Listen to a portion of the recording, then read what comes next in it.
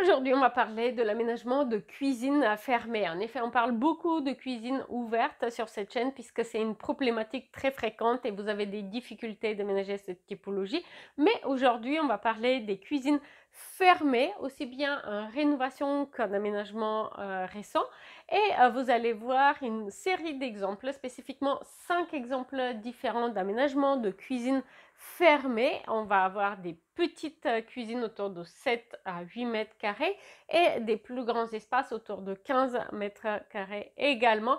On va commencer avec une cuisine fermée ou presque fermée puisqu'elle n'a quand même pas de porte sur le couloir à côté, mais elle fait 9 mètres carrés et donc la particularité c'est qu'on va chercher à augmenter le linéaire de plan de travail et les rangements, mais on a cette difficulté de ne pas bloquer la lumière naturelle et la fenêtre puisqu'on a une fenêtre qui est contre la cloison perpendiculaire du coup au mur en façade et qui arrive à ras en fait de cette cloison. Elle a une allège qui est plus basse que la hauteur du plan de travail, ce qui fait qu'on ne peut pas vraiment venir euh, avoir un plan de travail qui vient jusqu'à la fenêtre. Et ça serait aussi assez bizarre de l'arrêter un peu plus tôt puisque du coup la pièce elle va être peu fonctionnelle. Donc pour trouver une solution, ici j'ai utilisé un îlot de cuisine. Un îlot de cuisine biface avec des rangements qui permet du coup de mettre en valeur la lumière naturelle et la fenêtre de cette pièce. Et puis du coup on va avoir pour le reste une cuisine en L avec une partie avec des colonnes de rangement toute hauteur et une autre partie avec plan de travail et des rangements hauts et bas. Deuxième exemple, eh bien, une autre cuisine fermée, mais cette fois-ci 15 mètres carrés. 15 mètres carrés, c'est assez important, c'est assez spacieux pour une cuisine.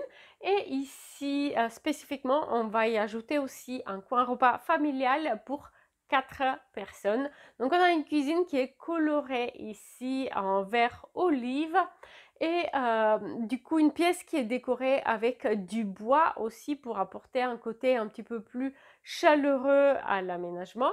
Une table en bois également et des chaises en velours côtelé.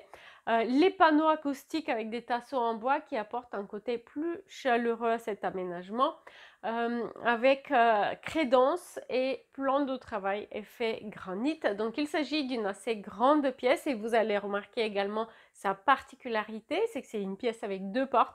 Une porte pour accéder à la cuisine avec coin repas de 15 mètres carrés depuis le couloir et une deuxième porte qui permet d'accéder à une chambre à coucher puisqu'il s'agit de pièces en enfilade dans un ancien appartement. Troisième exemple de cuisine fermée. Alors ici, c'est assez particulier parce qu'on a une cuisine en L, mais aussi en forme de couloir. C'est-à-dire qu'il y a un escalier en colimaçon qui est habillé avec des blocs en verre qui vient s'installer dans le creux donc du coup de cette pièce. Et du coup, notre plan de cuisine, il est en L, mais aussi en forme de cuisine couloir. Donc on a un peu plus d'un mètre face au plan de travail entre le plan de travail et le mur derrière partout. En revanche, cette cuisine elle a aussi de nombreux avantages, comme une grande fenêtre au-dessus du plan de travail, mais aussi un énorme linéaire de plan de travail donc qui crée un très important espace de préparation des repas. Et cette cuisine, elle a aussi été aménagée avec une variation, une cuisine plutôt dans les teintes neutres, blanc cassé, et une variation en vert également. N'hésitez pas à me dire laquelle des deux options avez-vous préférée. Quatrième exemple de cuisine fermée. Ici, une nouvelle fois, un exemple de pièce en enfilade. Mais cette fois-ci, c'est le salon et ensuite la cuisine avec coin repas qui sont en enfilade. Depuis le couloir de cet appartement haussmannien, on entre dans le salon. Et ensuite, on va aller vers la cuisine et son coin repas. J'ai retiré la porte pour garder une certaine fluidité entre les deux espaces.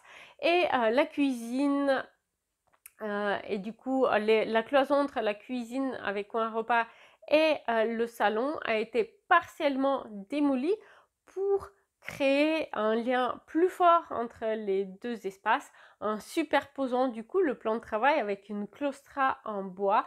De cette façon, on a une cuisine en quelque sorte semi-ouverte sur le salon et cela permet d'agrandir visuellement les deux pièces et aussi d'avoir deux sources de lumière naturelle, la fenêtre du salon et la fenêtre de la cuisine coin repas qui contribuent à éclairer les deux pièces.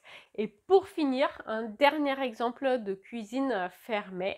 Dans un appartement haussmannien, il s'agit d'une cuisine assez étroite et en longueur, mais en revanche, on a l'avantage des très hauts plafonds des appartements haussmanniens, donc on a des rangements assez hauts, donc pour toutes ces choses, les robots de cuisine, machine à pain et sorbetière qu'on utilise peu, mais qu'on a quand même, on va pouvoir les ranger sans que ça prenne beaucoup d'espace dans les placards qu'on utilise au quotidien.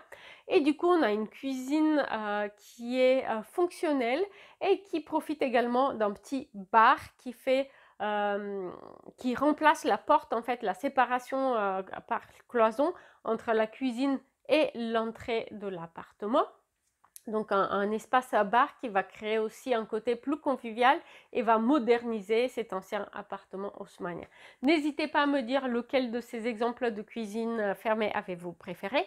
Et n'oubliez pas qu'à tout moment, vous pouvez télécharger les plans de chaque exemple dans l'espace membre où il y a une bibliothèque partagée. Où je partage les dossiers au format PDF. Et puis, vous pouvez aussi opter pour le coaching vous permettant d'adapter un projet similaire à votre pièce, à votre aménagement.